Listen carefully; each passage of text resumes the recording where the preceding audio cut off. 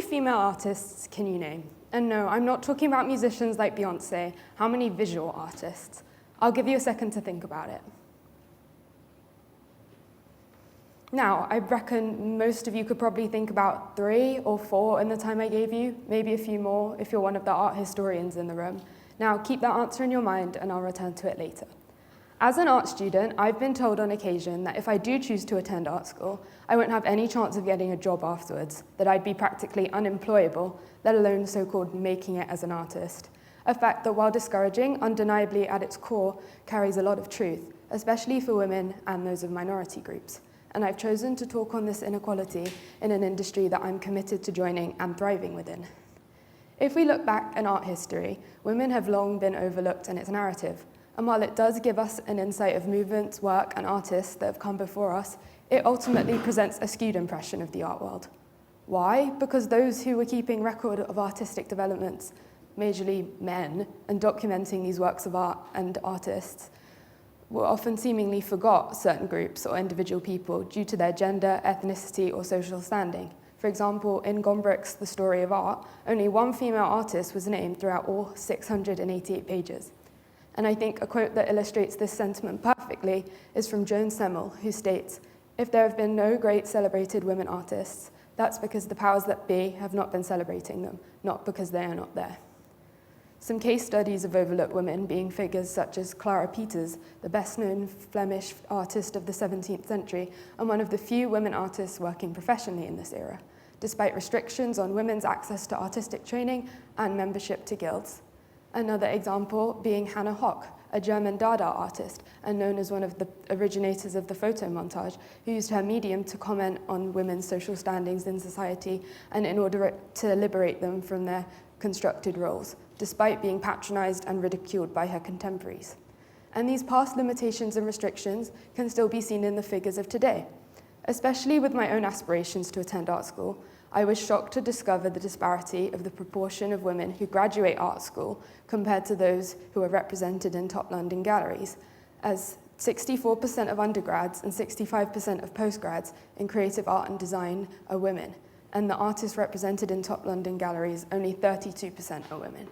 And unfortunately, these statistics don't just apply to the students. 63% of senior staff are men in art and design institutions, suggesting even further disparity.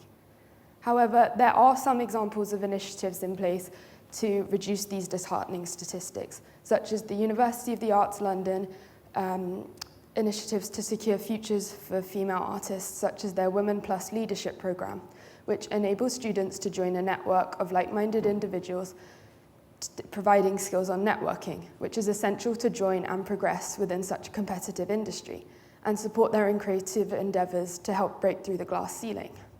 Another area of clear gender imbalance, as briefly touched on earlier, is in the art market, where there is estimated to be a $192 billion pay gap.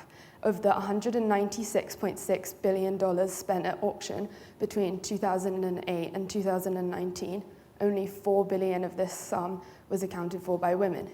Even with the new emergence of NFTs, only 5% of this money generated goes to female artists. And while this topic and consequently this talk might be quite statistically heavy, these numbers do show these numbers are integral to understand the sheer disparity and inequality that exists. And female artists aren't even being paid unfairly. Their work isn't even being displayed. In London, for example, 78% of galleries represent more men than women, and only 5% represent an equal number. And a commercial gallery might not sound as exciting as a big name such as the Tate or the National Gallery, but they're integral for sales and artist participation in biennials, which is a large international exhibit held every 2 years, and institutional shows.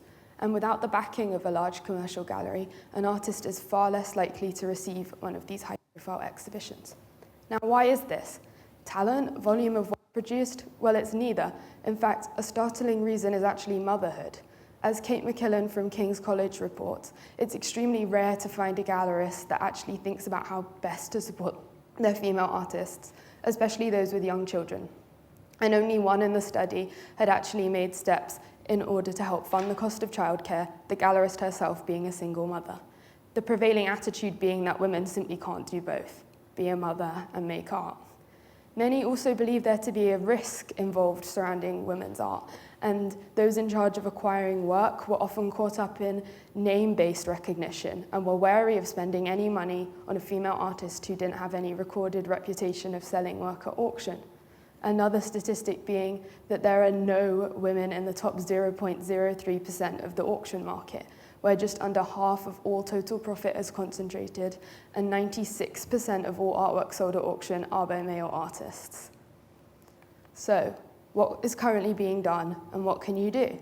Going back to the question I asked you at the beginning, this part is part of a helpful initiative set up by the National Museum of Women in the Arts, the first museum in the world solely dedicated to championing women through art, and the hashtag 5WomenArtists campaign strives to combat gender inequality in the art world through the power of social media. And also adding to the narrative of art history, there have been activist groups, Guerrilla, an anonymous group of feminist female artists devoted to fighting sexism and racism within the art world, formed in the 80s and still active.